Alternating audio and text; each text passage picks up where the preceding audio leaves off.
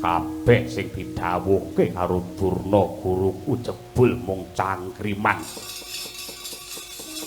Nanging tangeh lamun uripe Bratasena bisa antuk kasampurnan lamun ta ora dijujuke karo guruku Sukalima. Nadyan akeh sing ngarani lamun ta Durna ki pendhita Ngayawara kumpulane Kurawa. Ning kowe tetep pendhita sing tak pundi-pundi tak hormati, tak aji-aji Durna.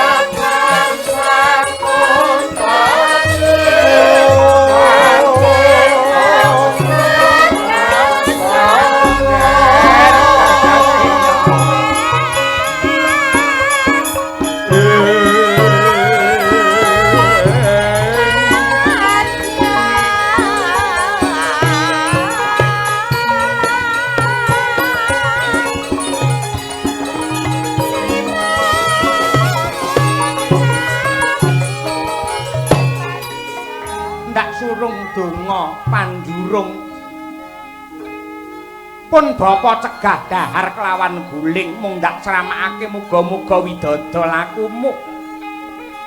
Lan wis dadi sumpahe Durna lamun ta nganti sesuk-esuk jeneng sira durung jedul saka segara, aku bakal bela pati nyemplung ana ing segara kidul Bratasena.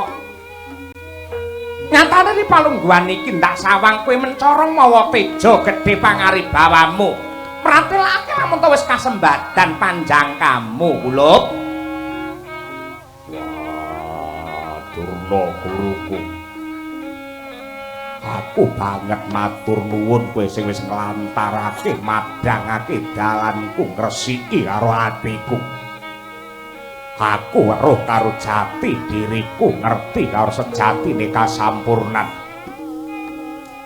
Syukur baki sewu yen pancen kaya mengkono, nanging ngene ya, Ngger. Menungso ki nadyanta duwe ngelmu paribasan sak kandhang koplak, duwe kepinteran ingkang sundha langit. Nanging lamun ta mung dienggo dhewe, kuwi yektine ora bakal ana gunane apa-apa. Becik-becike ngelmu nadyanta mung sak mrica binubut paribasane lamun ta ditularake marang wong liya, kuwi mutiarane ngelmu.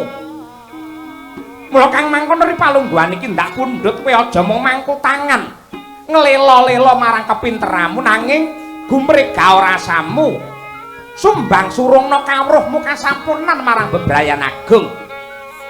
Yen negara Ngamarta wis ora kurang sawiji apa ning ri palungguhan iki para kawula ing negara Ngastina isih ngelak karo kawruh kautaman. Kowe ndak perintah mangasrama ning pertapan Arga Kailasa kanthi peparap Begawan Bima Suci Sena.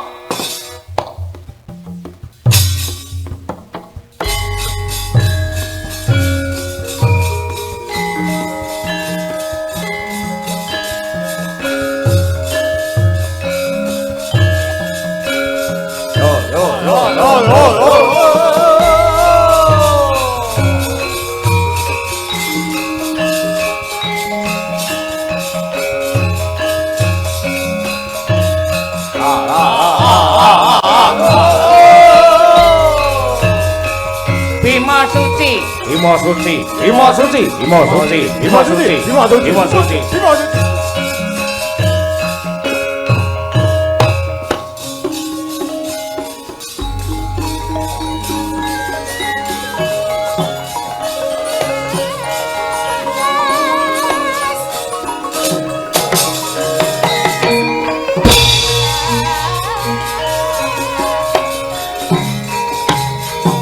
Kawan Bima Suci. Ayo Bima Suci. Bima Suci. Bima Suci. Bima Suci. Bima Suci.